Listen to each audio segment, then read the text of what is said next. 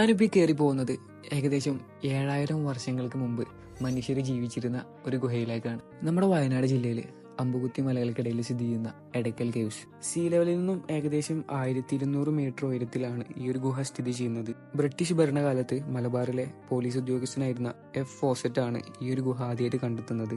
2 കല്ലുകൾക്കിടയിൽ അഥവാ എടക്കൽ, അങ്ങനെയാണ് ഈ ഒരു ഗുഹക്ക് ആ ഒരു പേര് വരുന്നത്. അത്യാവശ്യം ട്രെക്ക് ചെയ്തിട്ട് വേണം നമുക്ക് മുകളിലെത്താൻ. കുറച്ച് ടാസ്ക് ആണ്. അങ്ങനെ നമ്മൾ ട്രെക്ക് ചെയ്തിട്ട് മുകളിലെത്തി കഴിഞ്ഞാൽ നമ്മൾ കാണാൻ പോകുന്നത് ഏകദേശം 7000 വർഷങ്ങൾക്ക് മുമ്പ് നിയോലിത്തിക് ഏജിലുള്ള പ്രാചീന മനുഷ്യർ ജീവിച്ചിരുന്ന ആ ഒരു ഗുഹയും അതുപോലെ തന്നെ അന്നത്തെ കാലത്ത് അവരവിടെ ചെയ്തു വെച്ച ഗുഹാചിത്രങ്ങളൊക്കെയാണ്. മനുഷ്യരുടെയും മൃഗങ്ങളുടെയും അതുപോലെ തന്നെ ആയുധങ്ങളുടെയും അതുപോലെ പലതരത്തിലുള്ള സ്ക്രിപ്റ്റുകളും ഒക്കെ നമുക്ക് ഇവിടുത്തെ ചുവരുകളിൽ കൊത്തിവെച്ചതായിട്ട് കാണാൻ പറ്റും. അപ്പോൾ ഒരു ചെറിയ ട്രെക്കിംഗ് ഒക്കെ ചെയ്ത് മുകളിൽ കയറിയിട്ട് ഗുഹാചിത്രങ്ങളും ആ ഗുഹയൊക്കെ കണ്ട് അതിന് ചുറ്റുള്ള വ്യൂ ഒക്കെ ആസ്വദിക്കാൻ പറ്റിയ നല്ലൊരു പ്ലേസ് ആണ് എടക്കൽ കേവ്സ് എന്ന് പറയുന്നത്.